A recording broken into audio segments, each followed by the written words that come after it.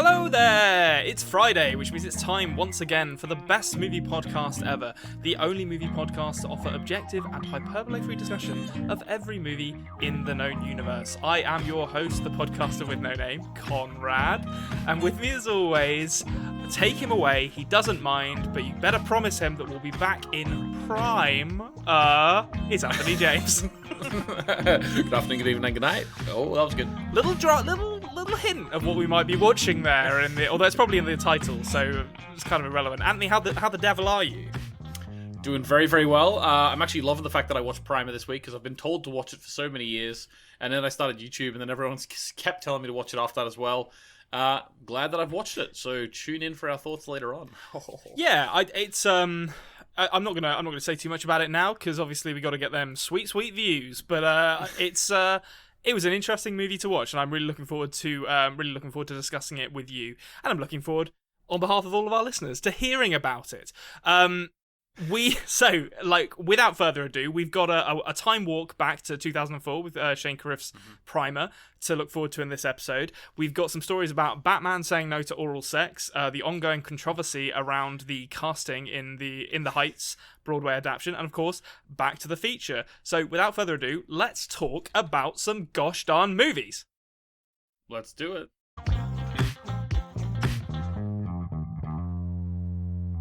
Movies. We're here to talk about them. Let's start with what all movies really can be boiled down to in the present day, and that's, of course, superhero movies. Batman has been outed this week as a selfish lover. Have you heard anything about this, Anthony? My brother-in-law sent me a picture.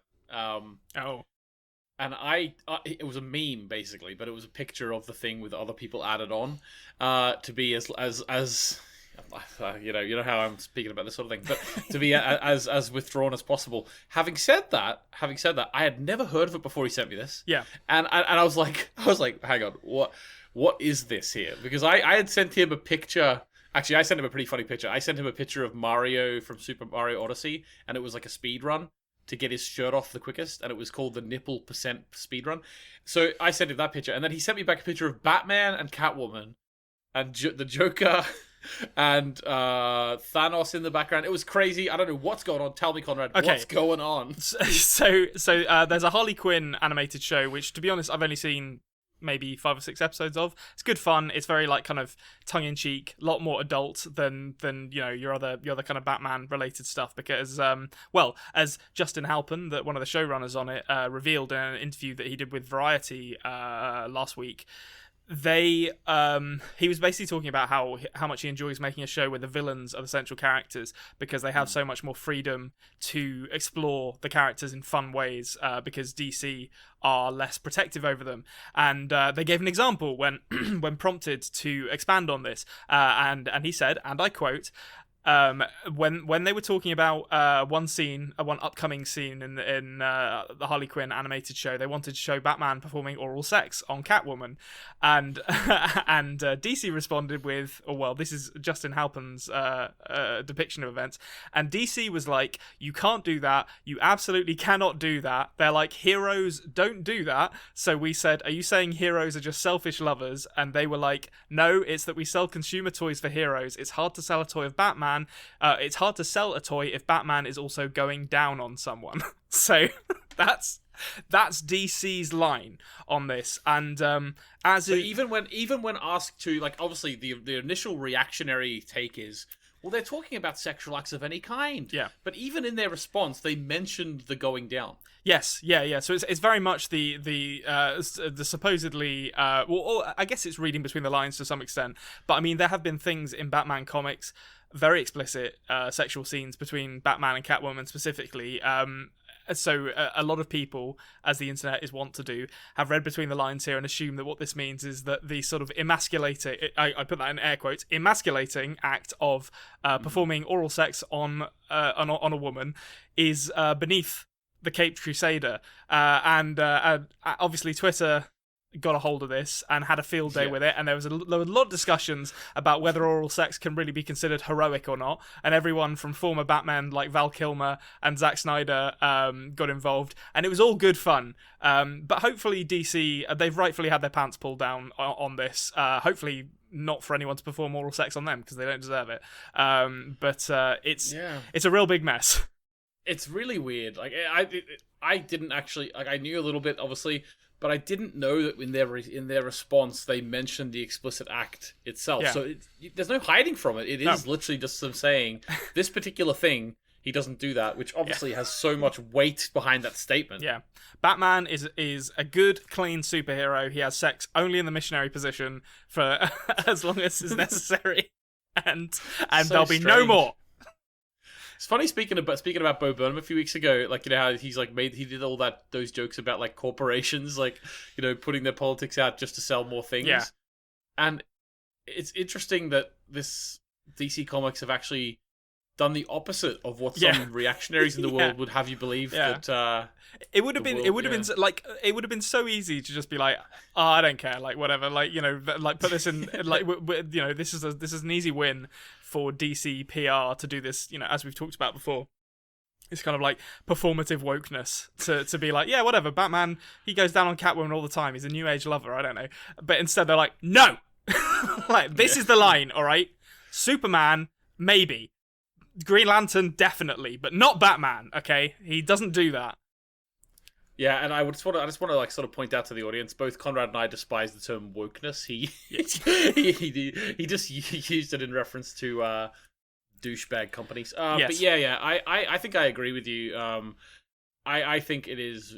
No, I think it actually speaks to the people who are in charge of that division of DC, or DC in general, as being completely unconnected from the world, and probably time that they move on. Yes, I should say so. If that's a little snapshot of their view of the world, I think they're living in the wrong decade, to be honest. Yes, absolutely. Let's free Batman from the shackles of his his conservative upbringing and let him have a sexual awakening. That's what I'm saying. Okay, so moving on from that though, that was, you know, it was bad, but it was relatively. It was all in good fun from what I saw of it or what I experienced of it, to something that's a little bit more rooted in a serious problem, and one I'm not going to speak too much on because, well, it'll become clear why in a second. But In the Heights, the new John M. Chu movie adapted from the Broadway musical, is like got a little bit of flack when trailers of it kind of dropped. I think it was like late 2019 when trailers for that first came out, because I think it was supposed to be really? Well, I think it was supposed to be a 2020 release originally, and then obviously COVID happened. But it got it got a bit of flack for the trailer failing to show off any kind of Afro Latinx leading characters, of which there are some in the Broadway musical. And after the release of the movie in the US a week ago, a person by the name of Felice Leon on a website called The Root wrote a really good editorial basically calling into question why a lot of the characters from the Broadway musical who are Afro Latinx or like have some kind of black heritage have been recast to be kind of lighter skinned Latin or portrayed by lighter skinned Latin actors.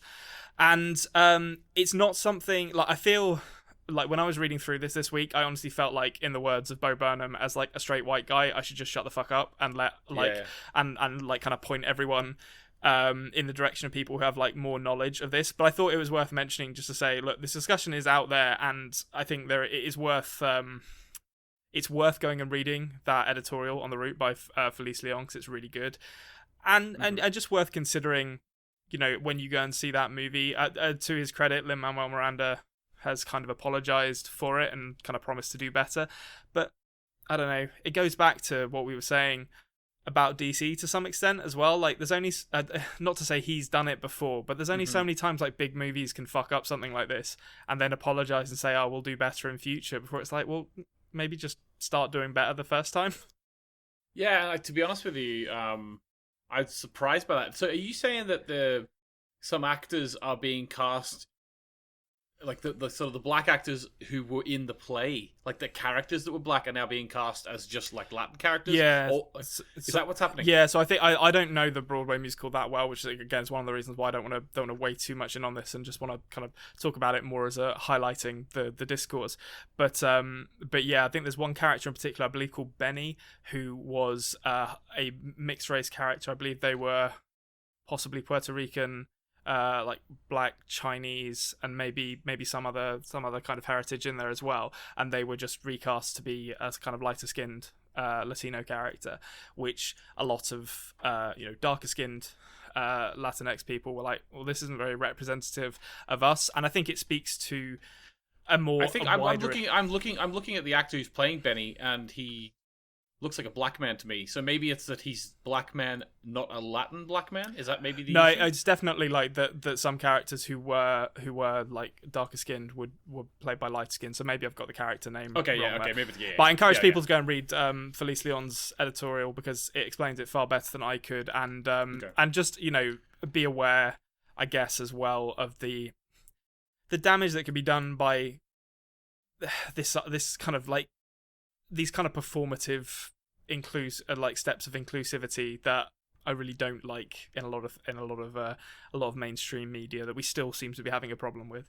You mean the narrative against it, sort of thing? Like, yeah. If there wasn't the outrage against it, then potentially it wouldn't be an issue anymore. Yeah. Like if we just had the representation 10 years ago, 20 years ago, then we would have already seen the changes in the industry where it wouldn't be so obvious, you know? Yeah, absolutely. And it's still, I mean, like John M. Chu gave an interview before Lin-Manuel Miranda kind of got out and made an unreserved apology where he said we just got the best actors for the roles and tried to keep them as actors from Latino communities, which is it's just that kind of painting with a broad brush that I think pisses a lot of people off. Where it's like, no, this is your chance to represent very specific subsets of these cultures, and you're exposing your lack of. You didn't think of it. Yeah, your lack of attentiveness to this. You're just like, all Latinx people are the same, so it doesn't really matter what kind of what part of what subset of this culture they're from, which has pissed a lot of people off. I think it also speaks to the idea that people don't realize that the whole point of it being systemic. I know we said we wouldn't talk about it, but the fact that it's systemic doesn't mean that you're doing it. Yeah. Like the director being like, yeah, but I didn't purposefully not cast black actors. It's like, hang on. That's not the issue here. The issue is that you're part of the system, and just for whatever reason that happened, you didn't work to make it not happen. Yeah. I think that's the problem with a lot of stuff like this, is that people respond to a criticism like this, which seems very valid to me, by assuming that people are accusing them of doing it maliciously and become defensive, and then no conversation happens at all, and these companies fall back on that Bo Burnham style performative wokeness, which I'm going to use again, where they're just like, JP Morgan is against racism in theory. It's like, okay, if that's the level that we're resorting back to, then we really need to do better. But yes, so I won't spend too much longer on this, except to say Felice Leon wrote a very good article, editorial, I encourage people to go and check that out and engage in the discourse, because it's important. And finally, we're going to talk very briefly about some casting news for a movie that I don't actually think you've seen the rest of, so this might not excite you as much as it excites me. But Hiroyuki Sanada, star of Ringu and The Last Samurai, and more recently Mortal Kombat and Army of the Dead in kind of Western films. He's been in loads of Japanese stuff. Has joined. Excuse me. I ate a pizza later, and I've got. It's not a burp, just a little bit. I'm just working through it, guys. Are you putting in clues for Primer? Because you just said you ate a pizza later. Oh, did I say later? There you go. This is clues for Primer. Maybe. Who can say? It wasn't that. It was just me screwing up my words. But let's say it is. Hiroyuki Sanada has joined the cast of John Wick 4. John Wick the Fourth. So he joins Donnie Yen, who... Donnie Yen's always good. Love a bit of Donnie Yen. I'm assuming he's going to be a bad guy because he's literally you only cast Donnie Yen to do like awesome martial arts in a Western movie apparently these days. Rina Sawayama, who I don't know, and Bill Skarsgård, who is 100% also a bad guy as well because he plays the clown in it. You don't you don't get that guy unless you want him to be a villain. I think he's going to be like sort of a Bond style villain or something. Possibly, you know, yeah. Rush Hour taught me that behind the good martial artist in any kind of action movie, there's always a rich white guy, and that's probably what Bill Skarsgård is going to be playing. And they are joining Keanu Reeves, Ian McShane, Lawrence Fishburne, and presumably Lance Reddick, although he hasn't actually been confirmed to sign on. But I'm really looking forward to John Wick 4. I've loved pretty much all of them. I hope they kind of have you seen any of them? I have not seen any of them, and you know why I haven't seen any of them? Because I haven't watched them. Yeah, that's a good point. That would do it. That would certainly do it. You should watch them. I know you're like kind of less into action movies than I am, but they are like, particularly the first two are really, really good. I do intend to watch them. I think every time I've went, oh yeah, I'll watch John Wick. It's been like the first one hasn't been available on a streaming service. Only the third one has or whatever. And I don't want to watch the third one first, you know? Yeah, and the third one is the worst of the three as well. It like, I'd say it's not giving too much away. So the third one kind of, I don't think it's going to, because I think the series is only heading in one direction now, but the third one really kind of like broadens the scope and the mythology of this like guild of assassins into sort of crazy Bedouin desert assassin king stuff that doesn't really work for me. The first two are much more focused. I mean, the first one is literally some people kill his dog, steal his car, he unretires and is like this kind of boogeyman who just literally just kills everyone in that movie. It's a fantastic movie for that simplicity alone. But we'll see. Hiroyuki Sanada. I'm always a fan of Hiroyuki Sanada. He's got a great look. Mm-hmm. He's a great actor. So we'll see what comes of John Wick 4 whenever that comes out. I want to say something about John Wick 4 just before we move on, because I know we are sort of wrapping this up here. Just because someone might be interested to hear this. I'm sure most of our listeners have seen at least one John Wick, possibly. I hope so. Because I haven't seen any of them. For me, Keanu Reeves has done no acting for the last 20 years. Yeah. What was the last Keanu Reeves movie you saw, like live action? Definitely just one of the Matrix films. Oh, okay. So it wasn't even like A Scanner Darkly or... I never watched A Scanner Darkly, no. I'm trying to think what else he's done in the last 10 years apart from John Wick. He has done various weird little roles. For me, in my mind, like, this has been a Keanu Reeves free world for 10 years. So and now, once I watch John Wick, I'm like, oh, no, that's where he was. Like, he actually has been around. So you're going to see him when you eventually get around to watching John Wick and be like, oh, he's aged. Because the last time you saw him was like in 2003. Last time I saw him, he was in like Dracula or whatever. You know, what was that one he was in? Dracula, Stupid English accent. Yep. Yeah. I watched that this week. I might mention it.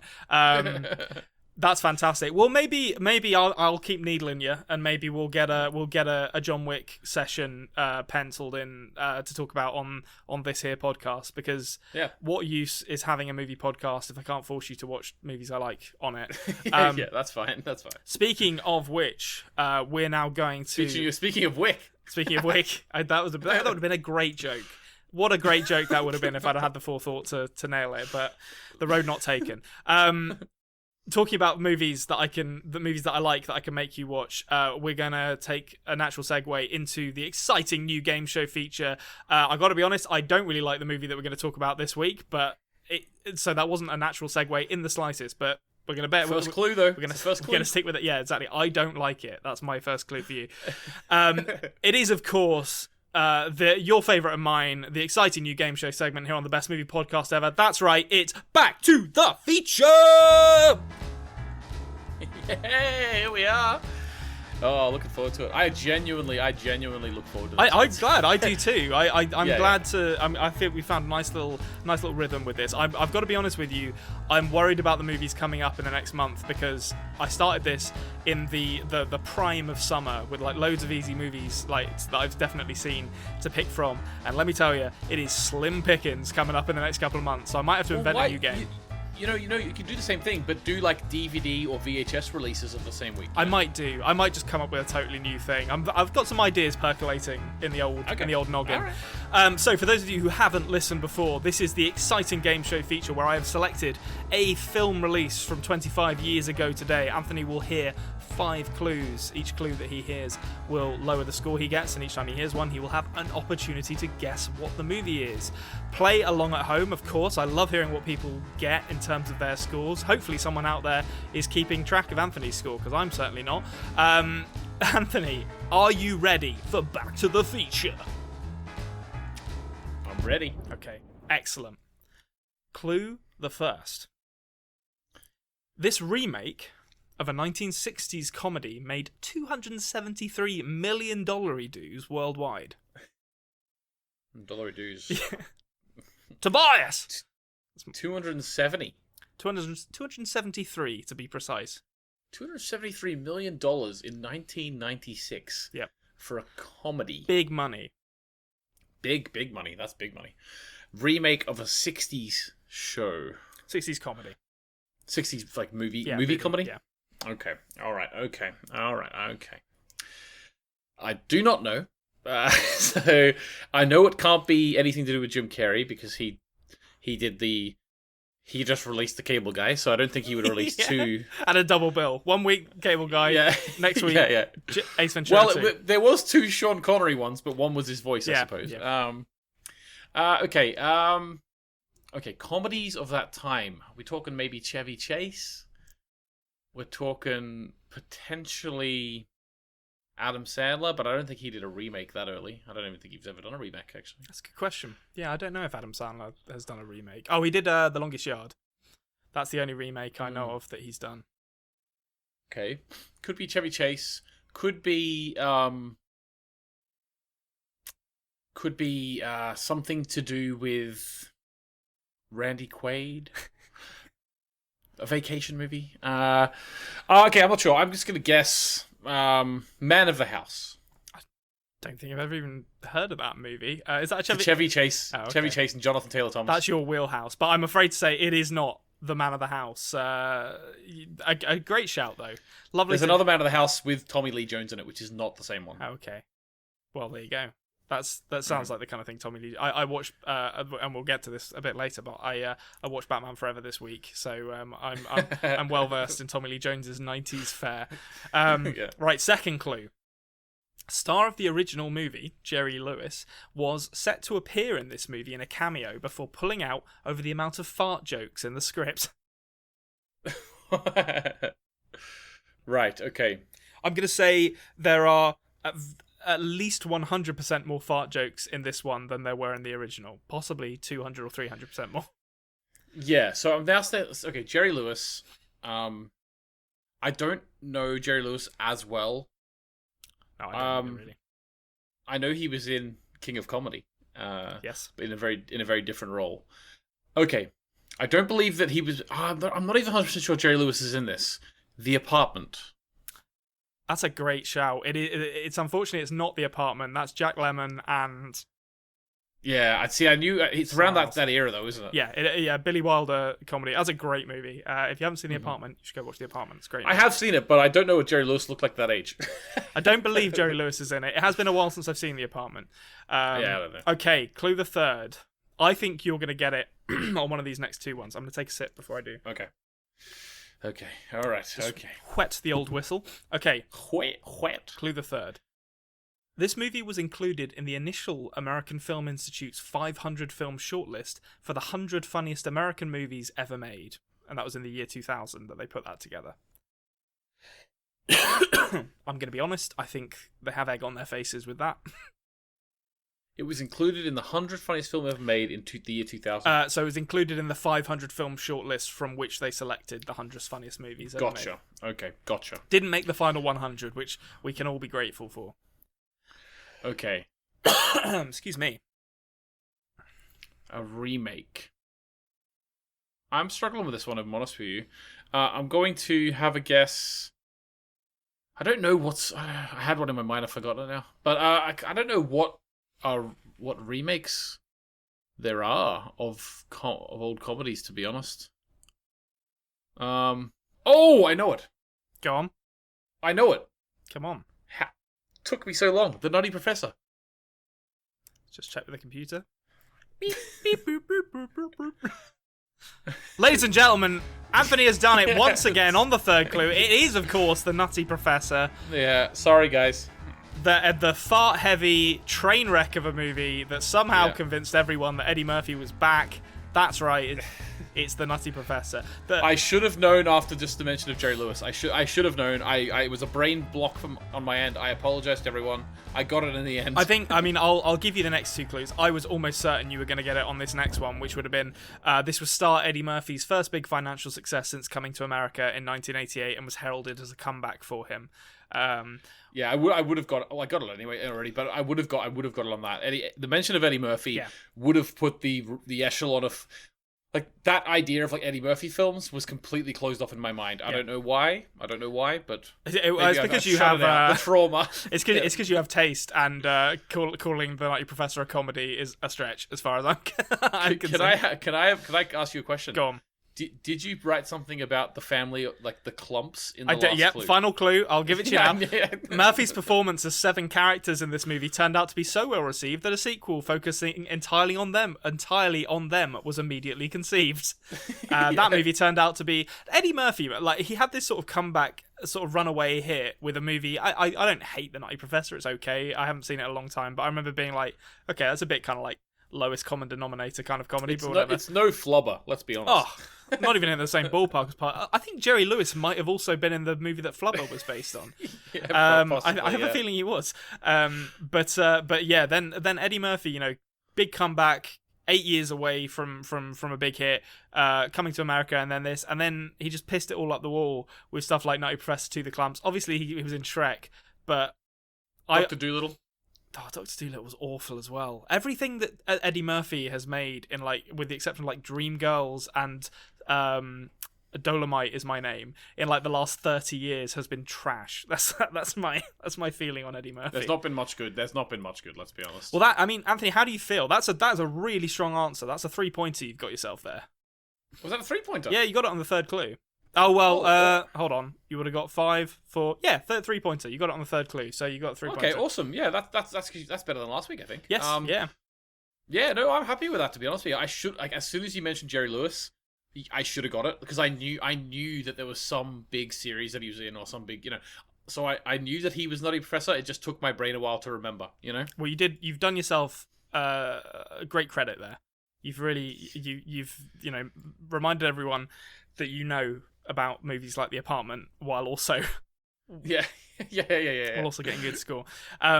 Excellent. Well, there you go. That's Back to the Future, and I hope all of you playing along at home had a great time with it as well. Yeah, we'll be back with that next week. Now we're going to segue very naturally from that into a movie that is not really... I guess these guys are a couple of nutty professors, you could say. Yeah, you could. Definitely could. That, of course, we're talking about the actors in Shane Carruth's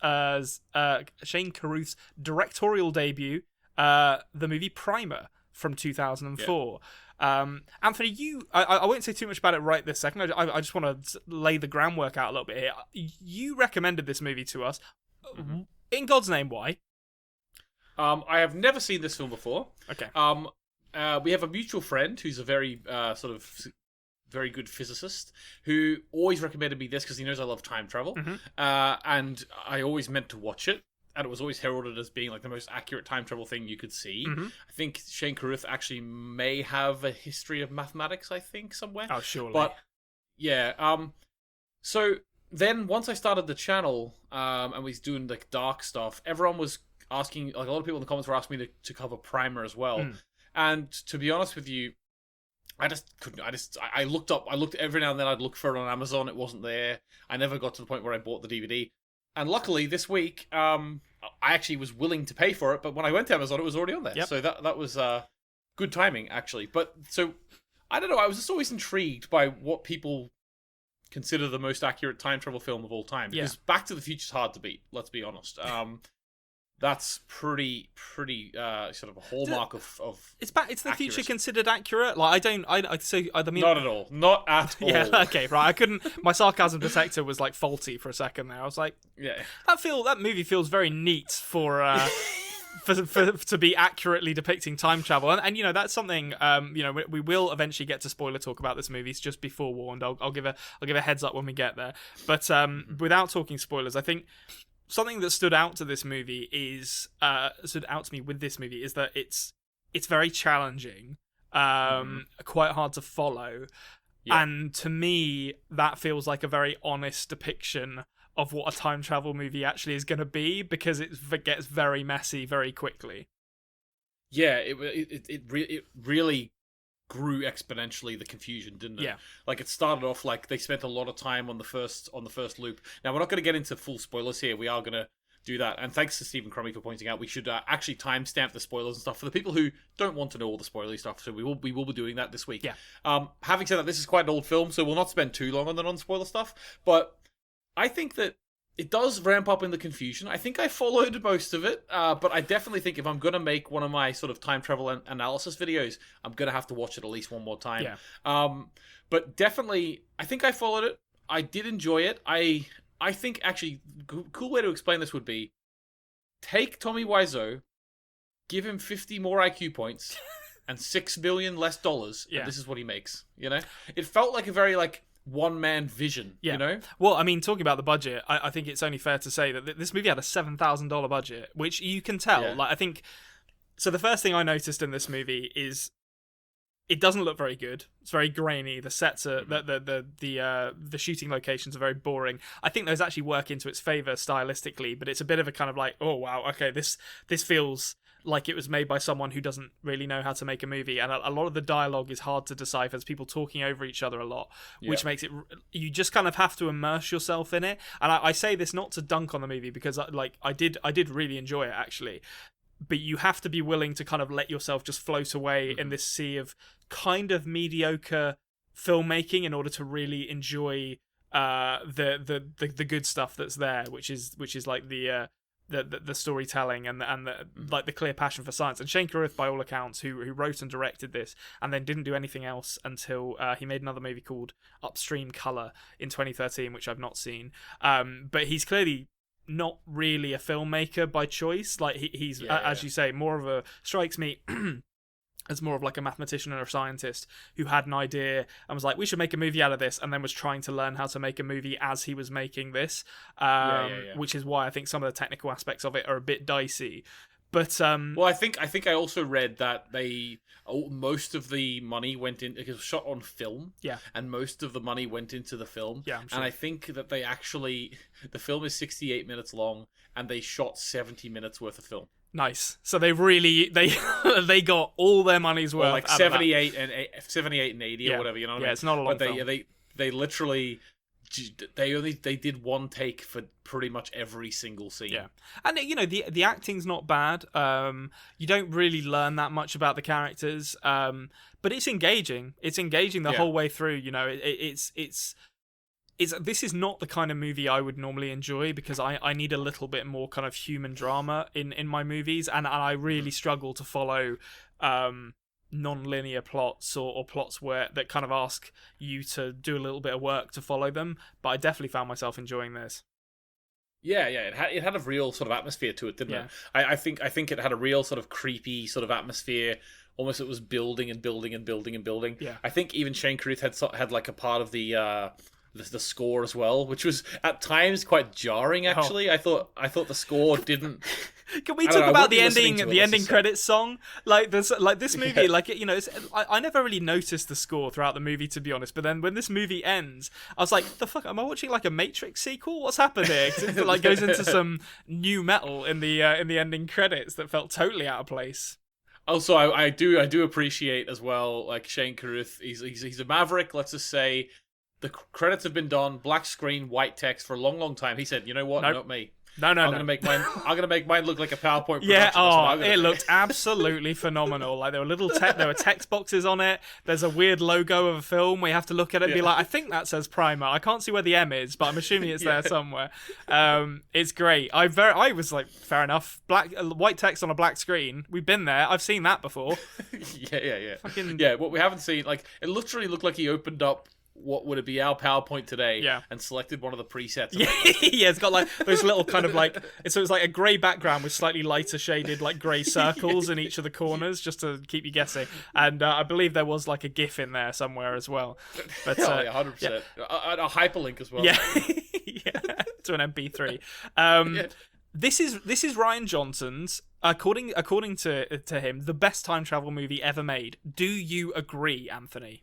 I know you don't. but let's discuss it. I don't agree. I think that I'd be hard pushed to think of a time travel movie with less errors. Or, like, I wouldn't even say there's many errors in this, actually. I have to really watch it again, maybe. But on first glance, like, watching it the first time, it didn't seem like there was too much error. Okay. But when we go into spoilers, I'll go into a bit more detail on that, to be honest with you, because there's one or two things I'd like to question. But, so I think that it seems to me, and I'm sure some of the commenters actually will tell us, Mike, I'll have questions that they can answer for me. Yeah. But it seems to me that it is maybe one of the most accurately or most consistent time travel things put across. Having said that, it's definitely not the best time travel film. I think that, I don't know. It's. I mean, you're going to say Back to the Future, aren't you? Like that's just going to be. No. It fits a box, though. Let's just say that it fits a box. No pun intended. It fits a box that that if you want to watch a really sort of indie, sort of well made for the budget, really accurate time travel film, this is the one. And maybe for some people that means it is the best one ever made. Well, but for me, I like a bit more razzmatazz in the film, to be honest. So okay, well, I'll say this one thing then, and then we'll get into it. So the reason I do like it though, just to finish my non-spoiler part. I love it. I actually thought it was great. Cool. Yeah. No, I think I'm definitely in a similar mindset to you. But yeah, obviously Rian Johnson. He directed Star Wars, he directed Looper. He really loves this movie. Apparently, he gave Shane Carruth a copy of the script of Looper to read, and he told Johnson that his time travel didn't make sense, which I find very funny. Which is true, and I've made a video about that. Yes, you have. But I will say, if you said to me, I have one film to watch and then I'm gonna die, I'd choose to watch Looper. Yeah, Looper is a more fun movie than this. I think that's fair to say. But okay, so let's talk spoilers then. So spoiler warning ahead for anyone who would like to go and watch this movie. We're going to get into it now. So I'll just briefly outline the plot as it exists, and then we can get into some of the more spoilerific elements of it. So basically, this movie tells the story of two engineer scientist type guys called Abe and Aaron, who are working away with another two engineers trying to kind of make some money in their garage, basically trying to sell patents.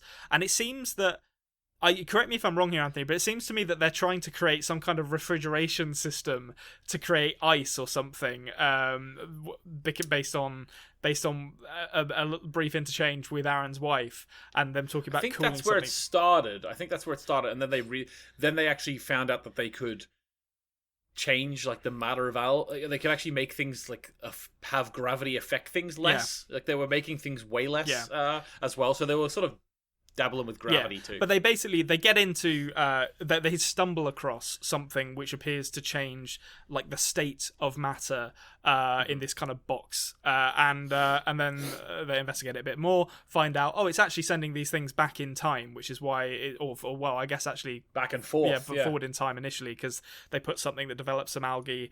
They put like this, I don't know what it is, argon or something they put in it, and then they take it to be investigated, and the person who checks it says this amount of algae would have taken 5 years to develop, and it's been in there for a few days.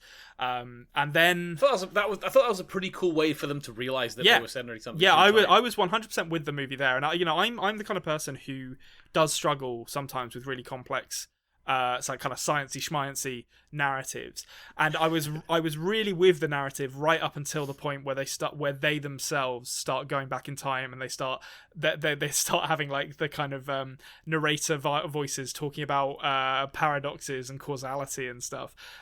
You're more in, so I mean that's eventually where the movie goes. They themselves start going back in time to try and do different things, first to manipulate stocks and shares, then they find out that maybe there's something that's gone on at a party that they need to stop, they also find out that a character called Rachel's father was clean shaven. Now he has 4 days of growth, so therefore they're like, hang on, he's going to travel through time. That means, did you tell him? I didn't tell him. I'm not going to tell him. Are you going to tell him? Turns into this whole thing. Yeah, it becomes this really interesting kind of like character drama between these two people as they're trying to figure out like what they've actually done already. But Anthony, so you're more of a fan of the kind of hard science aspect of time travel than I am. So did you kind of get into that from this movie? I did. I did actually really enjoy the idea. Like, see, whenever I think like there's a couple of decisions in this film which really are why like nerds like me probably think like, oh my god, that's really cool because they did something I would have done. Okay. Like for example, whenever they're planning on going through time, they go and lock themselves in a hotel and like stay there all day, just so when they go back, they don't have a chance of running into themselves. Yeah. I thought that was a little detail that I really loved them doing, to be honest with you. So there was lots of little details like that that I really, really enjoyed. So yeah, I was along for the ride, and I liked that it ramped up in terms of complexity. It didn't actually get too complex that I didn't follow it. I sort of understood what was going on. I think whenever it starts shifting, like the actual timelines are changing. Yeah. I think they actually they start like sort of confirming that things are changing in new timelines. Like they're creating new timelines every time they go back. It starts to get quite complicated, to be honest with you. Yeah. And it took a lot of mental power to stay with it the first time through. But I think I enjoyed it. I think there wasn't really an emotional crescendo in the film. No, there wasn't really... I think that's a budgetary constraint more than because they introduced this idea of Rachel, a character who I think they just know her, right? They're not actually romantically involved with her in any way. I actually don't think Rachel is the partner of Aaron. No, I don't think that's the character. I think she's just a separate character they know, but Robert is another character who's kind of named and really just exists as a plot device, not really an important character, but he's throwing a party and we find out that Rachel's ex-boyfriend turns up at this party with a shotgun. We don't know why, but that's kind of the dramatic crescendo the movie is heading towards. Like, we need to stop this from happening because I guess the implication is that something bad could potentially happen if we allow this to continue. And I think there is definitely a budgetary constraint there where it's like we don't really see any. I think it's partially a budgetary constraint. I think the writing kind of lets it down because we hear about this event happening before we actually see it happening on screen because it's unfolded prior to the characters going back and seeing it. And the way it's described is just a couple of people saying, "Oh wow, that was crazy," rather than it being like maybe, I don't know, a character was killed or something like that. You know, there's not. It doesn't really set up a threat for that. It's just kind of like. So it doesn't really seem like something that they need to go back and fix. And then obviously the budgetary constraint of they can't have a big like shootout at a party because they just don't have the budget for it. So I think to a certain extent I didn't really get that sense of urgency, but at the same time I think it did still work. I definitely felt the pace increasing as the movie went on. I also like a lot of films, like we were talking about Quiet Place 2 last week, how they set up everything and it always paid off. In this, they set up things that you actually don't know were paid off, but they were. Yeah. So, for example, like the sound of the rats in the attic, that's basically because whenever at the end, they were coming back in time and like changing timelines, they were like tying former like other versions of themselves who are unwilling, like drugging them and then putting them in the attic to keep them from I thought involved. that was really cool. Yeah. I do see one of the things I question. I'm not going to get fully into it now because I need to watch it again, flesh it out, and maybe make a video on it. There's one or two things which I do question, and I would love answers to them because I would love this film to have no time travel questions at all.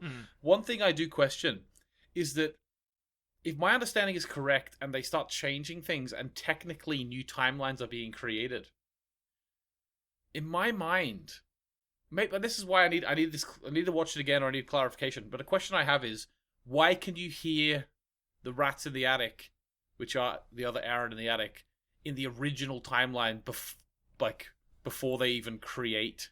Well, I think I actually think I have an answer to that, and this is unprecedented for me because I'm normally way behind on this. But I think because we experience this narrative from Abe's point of view, by the time that he is hearing about the rats by the time he and by extension us, the audience, are hearing about the rats in the attic, Aaron has already gone back and changed and started changing things with the fail-safe machine. But that means that Abe had already created the fail-safe by the point they had the conversation about the rats. Yes. Which is okay, that's fair because enough. Because Aaron brings the fail-safe back with him. So like it's kind of Aaron brings a second fail-safe back with him through the first fail-safe, sets it up so that Abe, who's going through the fail-safe that he thinks is the real fail-safe, but it's not. It's actually Aaron's second fail-safe. doesn't actually be in the box at the same time as Aaron going back with the failsafe. So listen, Faye, that's a very natural segue into the fact that I did not follow a lot of what was going on in the time travel of this movie. It's weird. I'm going to say about 40 minutes into this movie, I started getting Moneyball vibes, which I think we mentioned briefly on this podcast a few weeks ago, because I do like Moneyball. I like it. But in the sense that, like, I don't know anything about baseball. I find the scoring system bizarre. I don't really understand how I mean, I get how you score points in baseball, but, like, there's so many, like, numbers and stats to consider in baseball. I'm just like, I don't understand any of this. And yet, when I watch Moneyball, even though it's full of that stuff, I understand the kind of general thrust of a lot of the narrative points, because the movie does a really good job of saying, listen, you might not understand the nuts and bolts of this, but you get the general gist of where we're driving. And I think this movie does that as well. So there's a point in this movie where they see Abe's character for the first time, Abe's double, rather, for the first time. They're sitting outside a storage lot, and discussing where they can move the box or the machine to, because they can't keep it in their garage anymore. And Abe is clear, it turns out, has brought Aaron here to witness his double, so that he can essentially prove that he has discovered time travel. And from that point on, I just kind of had to be like, right, okay, I'm just going to go with this. I'm just going to be in for the ride. And I think that's where I'd probably mark the movie down a little bit, purely as a matter of taste, because I was kind of like, I'm trying to follow these things, and I feel like I'm following the general flow of this plot, but the intricacies of it, I'm just... When they're like, we're going this way and this guy, and then he's taking the failsafe through this machine, I'm just like, you know what? I'm just going to trust you. I'm going to trust that this is right. Yeah, okay, fair enough. Well, that makes sense to me. Like, basically, it all... I'm not going to sit here and try and teach you it all, but I... No, do that. Let's sit here for 2 hours. So it actually all hinges around this idea of the A to the B, right? So you can only go... the A and B is like, the A is the starting point of the machine being turned on, and B is the ending point of the machine being turned off, basically. Sure. And you can only go from A to B or from B to A. You can only travel to the beginning or the end of the machine being turned on. Yeah. So the thing is, with the failsafe, Abe set this up at the very beginning, just in case, before he even went through the first time. He set that one up first, so just in case, and he turned it on and left it on the whole time. Oh, so he needs to go right back to the... Just in case he needs to go right back to the beginning. Just in case he needs to go right back to the beginning and reset everything. That's what he did. Now, what Aaron did is, what Abe didn't realize is, Aaron figured out that the failsafe existed, and he took another box with him in the failsafe, and then when he got to the point A at the very beginning of everything, he took the flat pack box out, set it up again, and he moved the original failsafe away. And then the new box he put in was like the second failsafe, because obviously he can't keep the same box there, because Abe would have been in the box the same time as him if he tried to go back. Yeah. Now, that's one of my points of contention. Because if he moves the failsafe box after he gets out, he moves the original failsafe box, then how is him in the future going to get into it? Yeah. That's a question that I have. There's a couple of things like that. There's also a overall question, like, when you're exiting the box, surely that means, like, say you're halfway out of the box, surely that means your head and your shoulders are moving forward in time, but your legs are moving backwards in time. Like, it doesn't... There's certain aspects of it which I'm like, okay, maybe this is the closest we're going to get to, like, a perfectly consistent time travel thing, but there's still some things I need clarification on. Otherwise, I'm going to make a video saying why it didn't work. I mean, I'd be fascinated to see it, to be honest, because while I think by design, the time travel elements of this are messy, and that is a kind of a barrier to entry for, like, dumbasses like me who are just like, I just want to see some dinosaurs eating guys. Come on. Let's go back all the way. Yeah, send them back to Jurassic Park, or the Cretaceous period, or whenever they. You know, I'm not fussy. It can be a Stegosaurus. Yeah, I'd be really fascinated to see what our listeners and what you come up with, people who are more, like, kind of science minded than I am, because I just had to operate on faith for a lot of this. And it's funny, there are little kind of like morsels thrown into this, which, you know, I will say, for someone who doesn't, by all accounts, didn't really know how to make a movie, presumably didn't really know how to write a movie, there's little kind of morsels thrown in for people like me in the screenplay, which one you've alluded to already, where they're sitting around having... They're about they've travelled a few times at this point, and Shankarov's character Aaron says, "Man, are you hungry? I haven't eaten since later this afternoon." And I was like, you son of a bitch, you've got me. It's right on the edge of being stupid, that line, but I was like, okay, no, I enjoyed that, and it was enough to hook me back in. Yeah. And there's a few of those. It was very close. Yeah. Let's be honest, to being stupid. But I mean, how else would you? I see what they're trying to do with that line, where they're trying to kind of hammer home the kind of routineness of time travel that these guys have settled into now. And I guess, what would you say if you did eat earlier in the day, or you did eat yesterday evening, but yesterday evening is actually the evening of the day that you're currently in because you've travelled? Yeah, I could just about buy it. I feel like there's probably some physicists out there who are like, that's not how that works at all. Like, you don't. It's still yesterday. I think you probably would. To be honest with you, I'm going to be completely honest. I think probably what people will say, I haven't eaten since before we got in the box. Yes, sure. That would be, yeah. You don't need to speak in generalities when time travel is involved. Also, I love the ear bleeding. Yeah. So, what did you make of the ear bleeding? Like, that was a question I was going to ask you. I think well, obviously it means, I think it was implying that there was some sort of effect on their body. But did you think it was tied to doing something in the past, or was it just, they keep traveling, eventually their bodies are going to break down? That's what I thought it was. Okay. Like, I don't think it was like changing his body based on something that happened or whatever. Yeah. I think it was actually that I think it was implying, and even because it was an ear bleed, it might have also been implying that they from that point on, like, you couldn't trust the soundness of their mind either. You know? Yeah.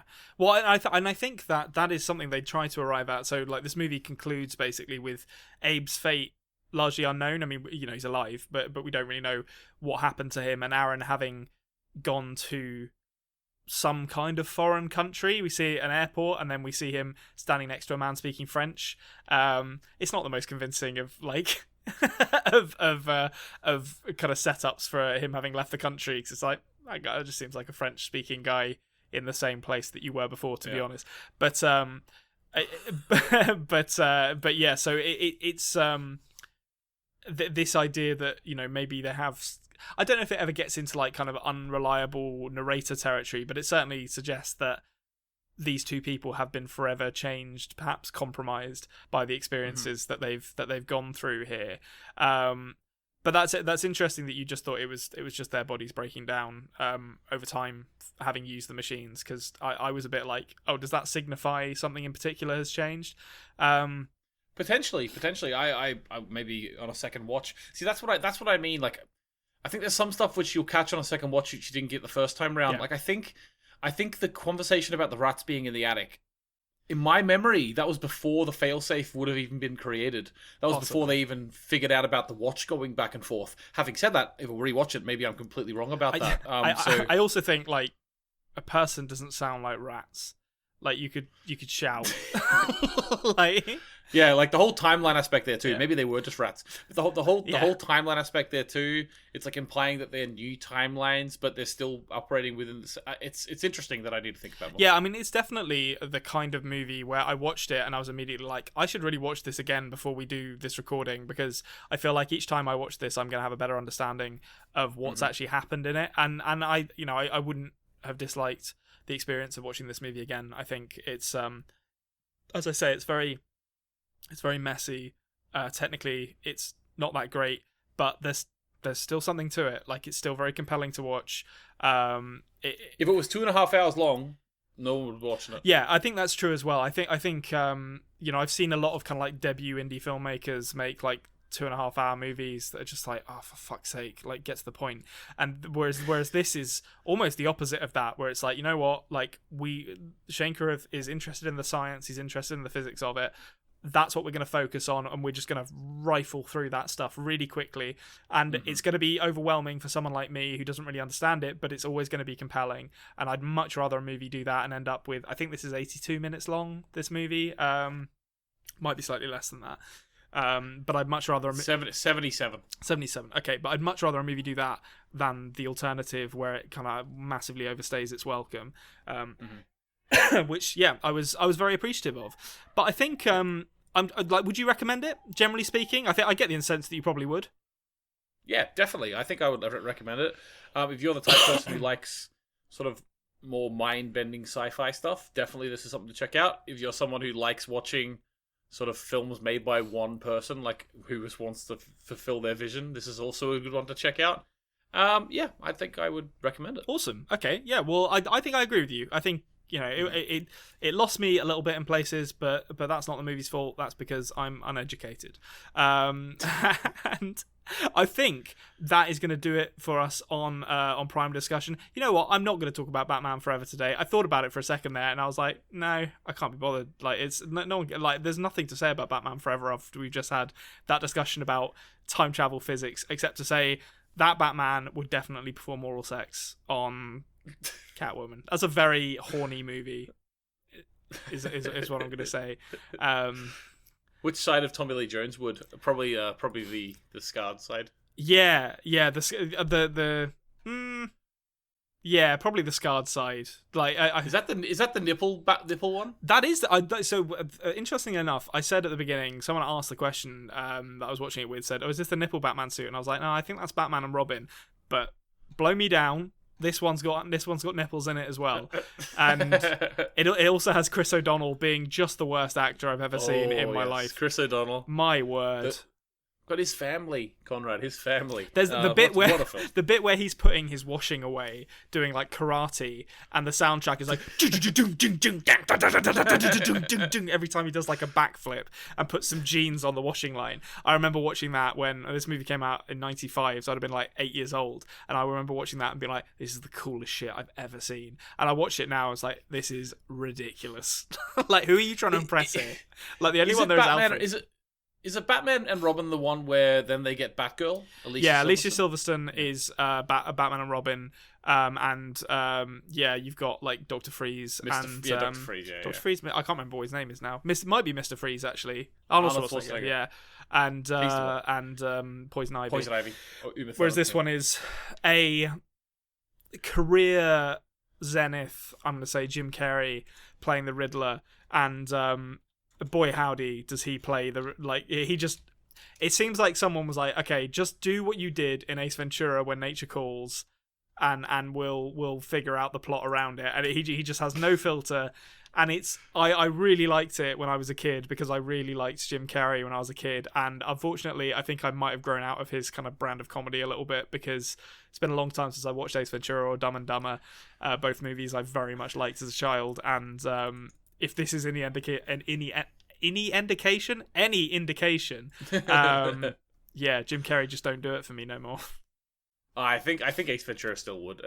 Even when you go sour off someone, there's always the one or two that are okay. I still laugh at the thought of the bit in When Nature Calls where they do the slinky down the temple steps, and he's just like, everyone loves a slinky. This is incredible. Yeah, like that is still really funny. I just love whenever he parks the car, he like flips it over and like slams it in and goes, like a glove. Like a glove. Yeah, that's very funny as well. And then just like, and then he opens the door and just like hammers it into the car next to him, having landed it perfectly. Good clean fun.